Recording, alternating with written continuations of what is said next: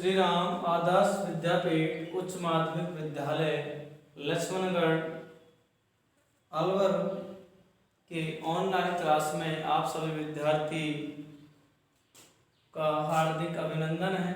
सभी अपने WhatsApp group junior और सीनियर वर्ग का है और अपना यूट्यूब चैनल SRAVP लक्ष्मणगढ़ के नाम से उस पर अपनी वीडियो अपलोड की जा रही है। वहाँ देख सकते हैं। सभी अपनी पढ़ाई को सुचारू रूप से चालू रखें, क्योंकि कोविड-19 महामारी पता नहीं कब तक चले और अभी कोई इसका पता नहीं है। इसलिए अपनी अपनी पढ़ाई को सुचारू रूप से चलाए रखें और विद्यालय के व्हाट्सएप ग्रुप यूट्यूब चैनल से जुड़ें और संपर्क करें अपने निदेशक महोदय से कि किस प्रकार से कौन कौन से विषयों की पढ़ाई चल रही है, नहीं चल रही है, तो उनको चलवाएं, क्योंकि इनका कोई पता नहीं महामारी कब तक चले, लेकिन अपनी पढ़ाई बाधित न हो इसके लिए अपने विद्यालय की तरफ से ऑनलाइन क्लास जारी है, इसलिए अपनी पढ़ाई को सुचारू रूप से चलाए रखें। तो अब अपना है छंद। अपना संस्कृत साहित्य में टॉपिक चालू कर रहे हैं अपन छंद शास्त्र। ठीक है, साहित्य को वाङ्मय बोलते हैं। वाङ्मय अपन एक डायग्राम बनाएंगे साहित्य का, उसमें बताएंगे कि साहित्य क्या है और साहित्य के कितने प्रकार हैं, वो अपन हमें बताएंगे। तो देखिए, सबसे पहले तो छंद। छंद है छंदस, छंदो विचिति आदि नामों से जाना जाता है कि छंद कहते किसे हैं। तो सामान्य सी हिंदी में छंद को पद भी कहा जाता है। क्या कहा जाता है? पद भी कहा जाता है। सामान्य भाषा में अपन कहते हैं कि वर्णों या मात्राओं को पाद मानकर रचे गए वाक्य या वाक्य समूह को छंद कहा जाता है। वर्णों या मात्राओं को पाद मानकर रचे गए वाक्य या वाक्य समूह को छंद कहा जाता है। छंद त्रिगणात्मक और चतुष्फलात्मक होते हैं। अपने जो छंद हैं वो दो भेद होते हैं, अलौकिक और लौकिक।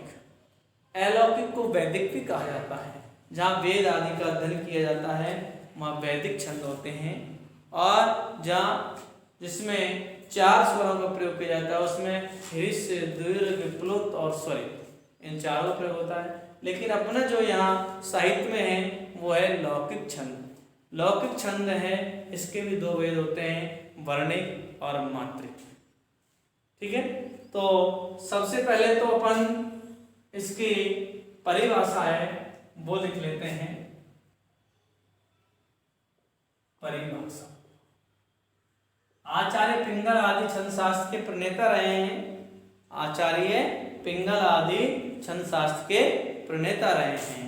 और छंद में देखिए पद जो लिखे जाते हैं, श्लोक जिनको बोलते हो तुम, वहाँ त्रिगणात्मक और चतुष्फलात्मक होते हो, अपन आगे पढ़ेंगे। सबसे पहले परिभाषा है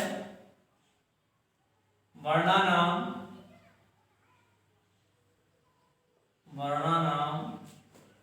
मात्राणाम वा नियमेषु बद्ध वाक्यम वा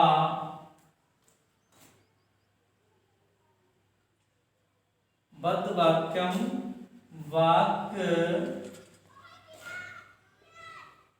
समूह वा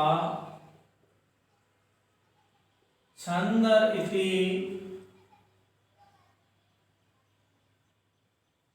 इसको रीति भी बोल सकते हैं, कथ्यते।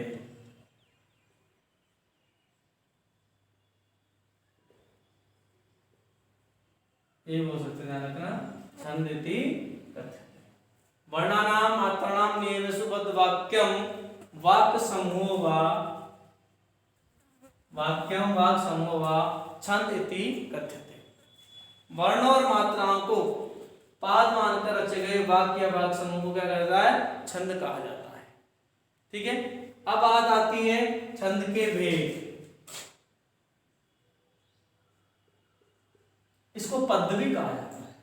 छंद को क्या कहा जाता है? पद भी कहा जाता है। ध्यान रखना, पद भी कहा जाता है। और छंद के जो पर्यायवाची शब्द हैं वो भी देखते हैं कि इसको किस नाम से भी जाना जाता है। अब देखिए छंदों के अन्य नाम या पर्यायवाची, छंद के पर्यायवाची या अन्य नाम वो कौन कौन से हैं?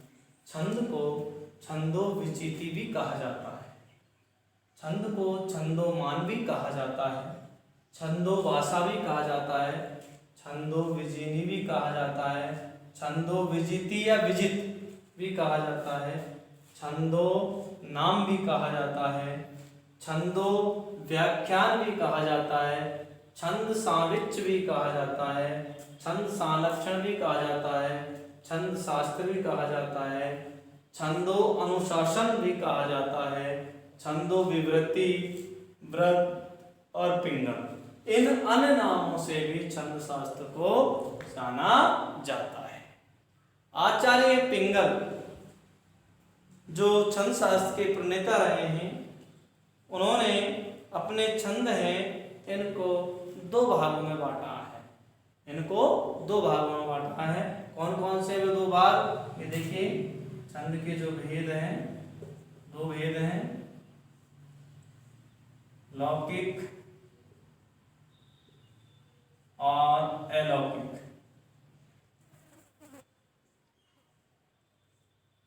लौकिक अलौकिक, इसको वैदिक भी बोलते हैं।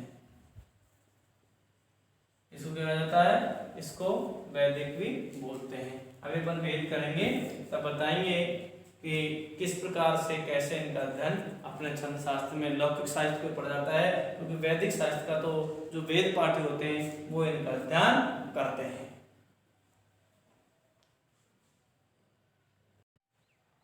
अब देखिए अपन इसके भेद देखिए, छंद अच्छी तरह से नोट करें। इसको अलौकिक, जिसे वैदिक भी कहा जाता है, जिसे कहा जाता है वैदिक, और ये होता है लौकिक छंद।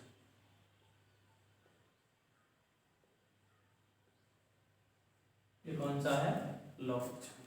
जो अपना अलौकिक जो वैदिक छंद है, इसमें अपने जो स्वर होते हैं वो ह्रीश्व, दीर्घ, प्लुत और स्वरित, ये चार प्रकार के होते हैं। अर्थात ये चतुष्फलात्मक होता है, चतुष्फलात्मक होता है, ठीक है। ये जबकि ये अपना कौन सा होता है? त्रिफलात्मक होता है, त्रिफलात्मक ये होता है। ये चार चार के जोड़े बनते हैं, यहाँ इसमें तीन तीन के जोड़े बनते हैं। इसका अध्ययन वेद पाठ करने वाले करते हैं। कौन? वेद पाठ पढ़ने वाले, ठीक है। और अपने जो साहित्य पढ़ा जाता है वो लौकिक छंद से पढ़ा जाता है। इसके दो भेद होते हैं। कौन कौन से?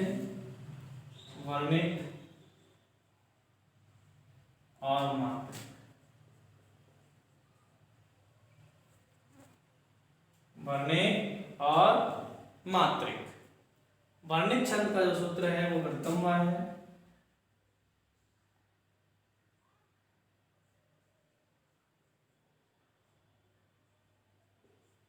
इसको जातिर्वा,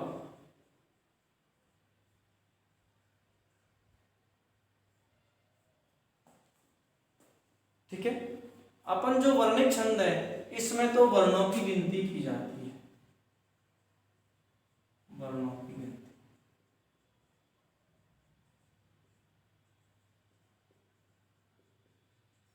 ठीक है। इसमें मात्रिक छंद में होती है मात्राओं की गिनती की जाती है। अभी मात्राएं पढ़ेंगे अपन जब देखेंगे, इसमें मात्राओं की गिनती की जाती है।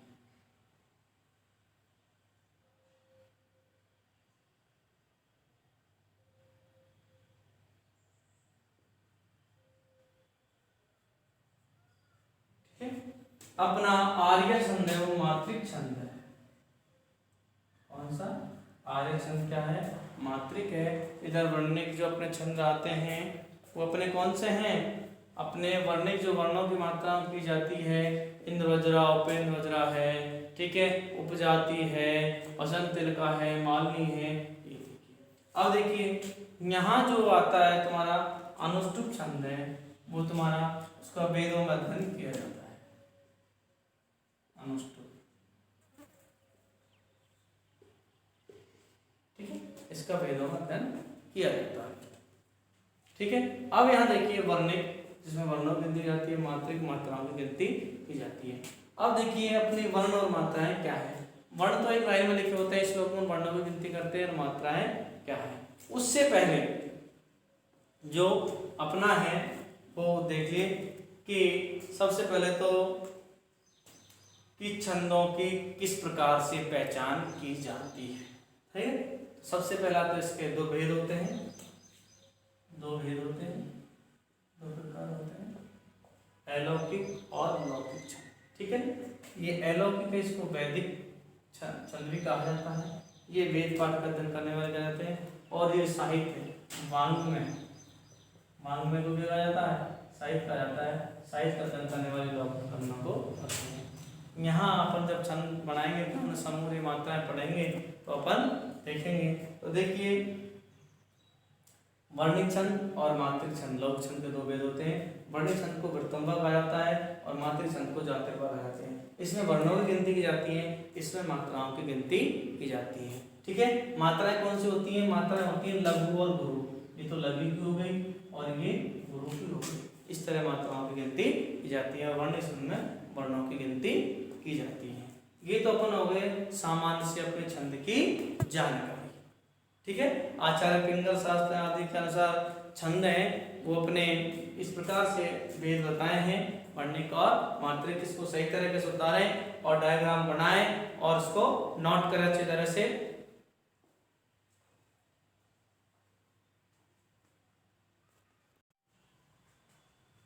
अब देखिए छंद में पद देखिए, पाद या चरण, पाद या चरण किसी कहते हैं। गे चतुर्थांश है,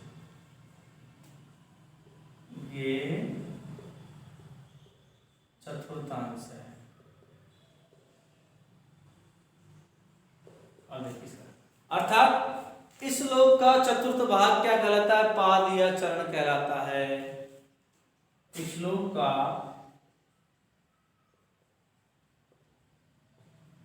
चतुर्थ भाग पाद अथवा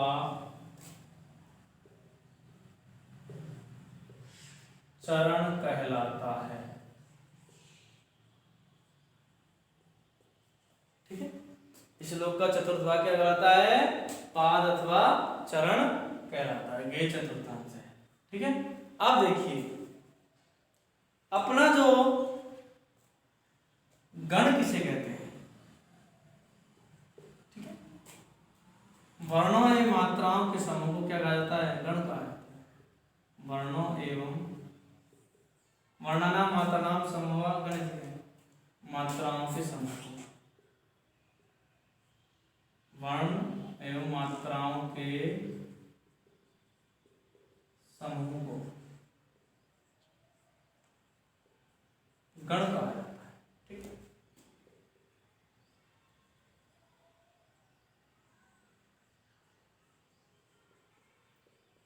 वर्णनाम मात्रानाम समूह गण इति कथ्यते है। ठीक है। गणा कति सन्ति, गण कितने होते हैं? गणा अष्टौ सन्ति। गण कति इसमें आता है क्वेश्चन गणा कति, तो यहां लिखोगे गणा अष्टौ सन्ति। गण कितने होते हैं? 8 होते हैं। गण कितने होते हैं? 8 होते हैं। और किससे आएंगे? ठीक है। अब उसके बाद देखिए गण सूत्र क्या आएगा, और ये सूत्र जिसने याद कर लिया उसको दिक्कत नहीं आएगी कि 8 गण इसी सूत्र में आएंगे, रटने की आवश्यकता नहीं है, केवल ये गण सूत्र याद कर लेना, सारे गण अपना आप बन जाएंगे। देखिए ये माता राजभान से लगा,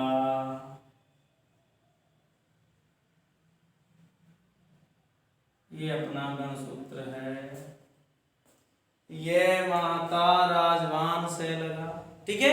त्रिगणात्मक चतुष्गणात्मक क्या होते हैं, त्रिगणात्मक जो होते हैं,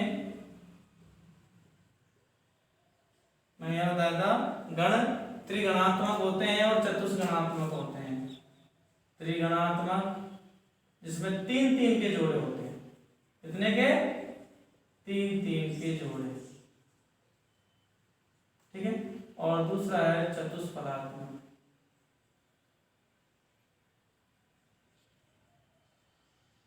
इसमें 4-4 के जोड़े होते हैं, जो कि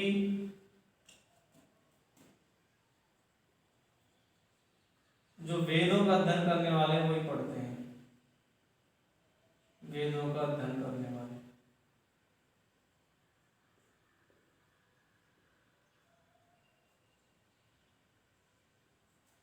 ठीक है।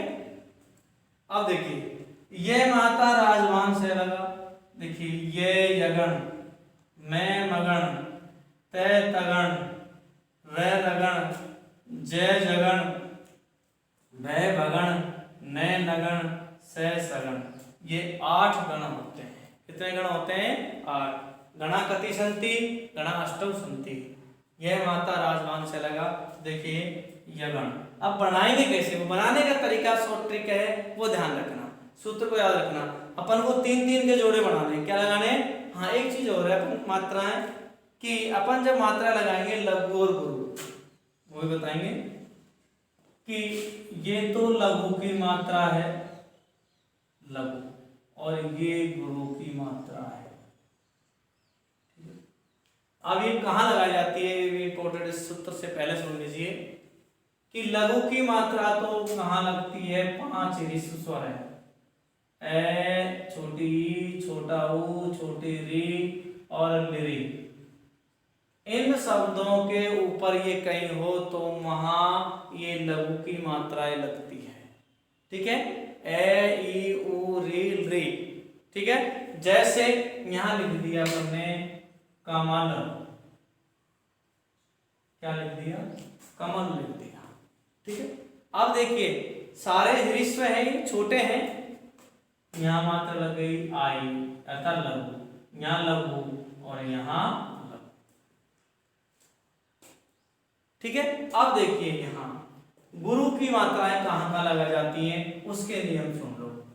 सबसे पहले तो दीर्घ स्वर, ये तो हो गए थे ह्रस्व स्वरों पर लगती है, ठीक है, और ये लगती है दीर्घ स्वर, और दीर्घ स्वर पता है तुम्हारे कितने हैं, 8 हैं, ठीक है। आ, बड़ी, बड़ा ऊ, बड़ी री, इस तरह से ए, आई, ओ और औ, इन 8 स्वरों पर लगेगी क्या, गुरु की मात्रा। और इनके अलावा कहां लगती है कि गुरु की मात्रा, वो भी सुन लीजिए।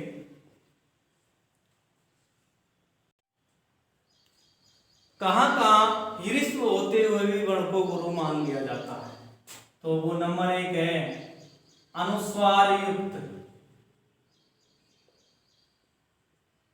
अनुस्वार युक्त वर्ण ह्रस्व होते हुए भी गुरु मान लिया जाता है, जिस तरह से ये लग रहा है इसके ऊपर, तो यहाँ गुरु की मात्रा आएगी, ठीक है।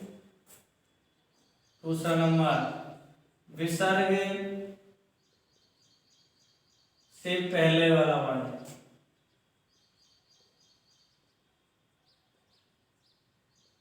गुरु माना जाएगा, क्या माना जाएगा, गुरु के नियम,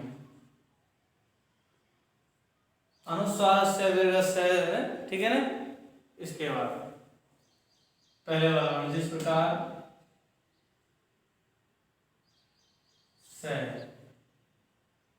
ये हिरिस वर्ण है लेकिन क्या लग गया, विसर्ग लग गया, इसलिए इस पर क्या मात्रा लगेगी, गुरु की मात्रा लगेगी। ठीक है, हलंत वर्ण से पहले वाला वर्ण,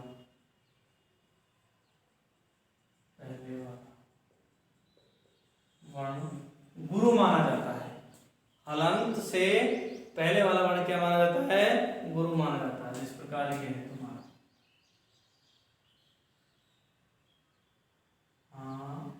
कित, ठीक है, कित है, तो यहाँ ये गुरु माना जाएगा। और इस पर हलंत युक्त वर्ण पर कोई भी चिन्ह नहीं आता। आर्ध अक्षर पर, हलंत वाले वर्ण पर, इन पर कोई भी क्या नहीं माना जाता, कोई भी चिन्ह नहीं आता, गण चिन्ह। और एक होता है संयोग संज्ञक वर्ण,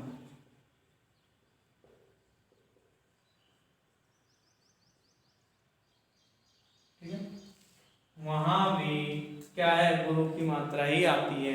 जैसे विक्रम, ठीक है, विक्रम है, संयोग संज्ञक क्रय है, क्रय, ठीक है, तो यहाँ इससे पहले वाला वर्ण ये जो भी है ये क्या हो जाएगा, गुरु हो जाएगा। ये तो लघु नहीं है, क्यों हुआ है, क्योंकि संयोग संज्ञक क्रय, यदि छोटी री होती तो लघु आता, लेकिन इससे पहले वाला वर्ण क्या हो गया, संयोग संज्ञक वर्ण से पूर्व, पूर्व वर्ण गुरु माना जाता है। संयोग संज्ञक वर्ण से पूर्व वर्ण क्या माना जाता है, गुरु माना जाता है। एक आता है पाद के अंत में,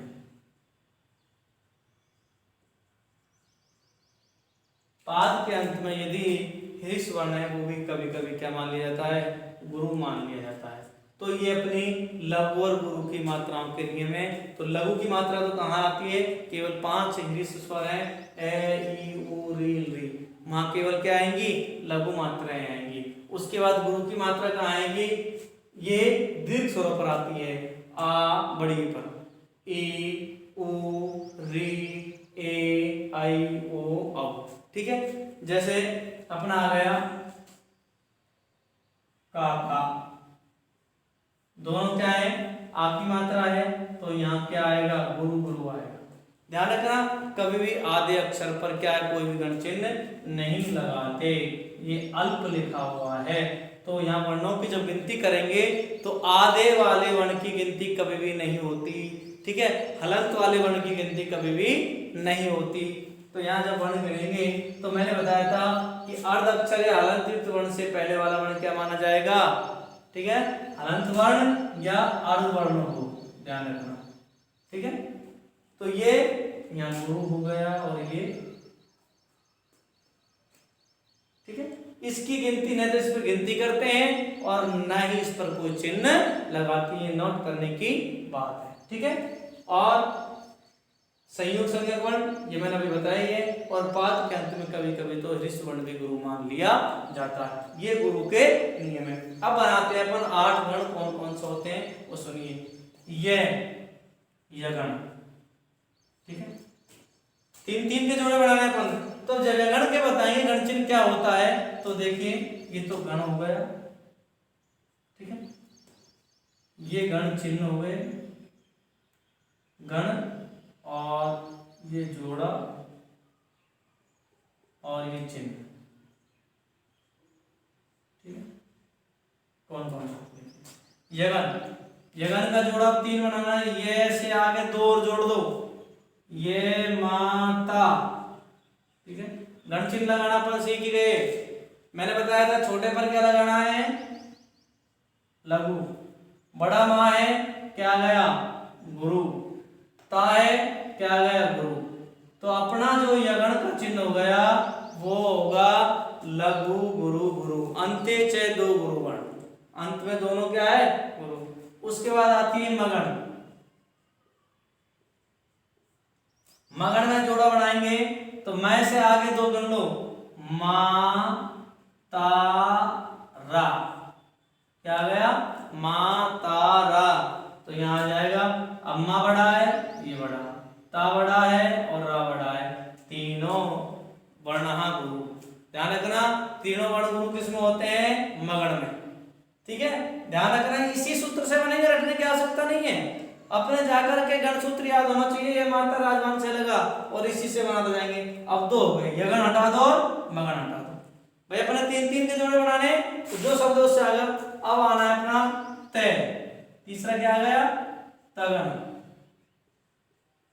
तगण में क्या करेंगे, तय से आगे दो तारा जय, लिख लो तारा और जय। इसका गण चिन्ह यहाँ गुरु और यहाँ छोटा है तो लघु। तो आदि च दो गण गुरु, अंत्य च लघु गण तगण।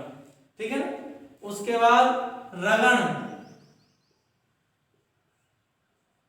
रगण में देखिए रा जय भा, तीन तीन में बनाना है, रा जय भा। तो यहाँ रा में गुरु, जय में लघु और भा में गुरु। ठीक है, उसके बाद क्या रह गया, रगण आ गया, जगण आएगा। अब क्या आएगा, जगण। तो यहाँ जगण लिख देंगे अपन। ठीक है, जगण का जगण चिन्ह लगाएंगे, वो क्या होगा, जवान, जय भान। दो अक्षर और जोड़े हैं, जैसे आगे भान है। अब देखिए जय छोटा है तो यहाँ चिन्ह आएगा लघु, भा बड़ा है तो यहाँ आएगा क्या, गुरु, और ने हिरिस पे तो क्या आएगा, लघु। इसी तरह जगण हो गया। अब आएगा भगण। भगण में देखिए वैसे आगे दो लोग, बाने से, बाने से। रटने की आवश्यकता नहीं है, समझना, इसी में से बना रहे हैं। बा बड़ा है, गुरु, ये लघु है और ये भगण का चिन्ह हो गया। और अब बात आती है नगण।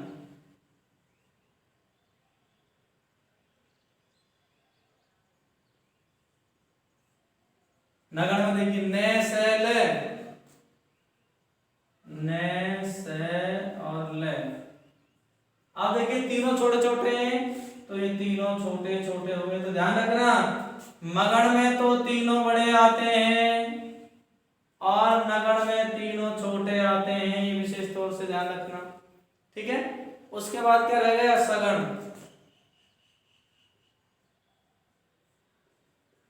सगण में क्या आ जाएगा, से लगा, क्या आ जाएगा, से लगा। तो यहां आ जाएगा लघु, लघु और गुरु। ठीक है, और ले का मतलब लघु, ले बराबर लघु और गा बराबर गुरु। ठीक है, ये आई और ये 8 गण हो गए। तो सबसे पहले ये माता राजवान से लगा गण सूत्र हो गया। अब 8 गण होते हैं, कैसे बनाने हैं। अब मान लीजिए आपको ये गण आता है, या वो पूछ लेता है कि ये चिन्ह किसका है, तो ये गण का है। ये गण बनाने के लिए कैसे बनाएंगे, ये से आगे 2, ये माता, मैं से आगे 3, माँ तारा, और माँ तीनों बड़े बड़े हैं तो आ जाएगा। फिर तगण का ताराज, गुरु, गुरु और लघु। रगण का राजवा, गुरु, लघु, गुरु। जगण का जवान, लघु, गुरु, लघु। और भगण का बानस, गुरु, लघु, लघु। और नगण का तीनों लघु, लघु। और सगण का से लगा, लघु, लघु और गुरु। ये अपना छंद का परिचय है। यहाँ तक जिसने नोट कर लिया और देख लिया, अच्छे से पढ़ लिया, उसे छंद में बिल्कुल भी दिक्कत नहीं आएगी। ये नियम पढ़ लेना, कभी भी जैसे किस प्रकार से वर्णों पर गण चिन्ह लगाने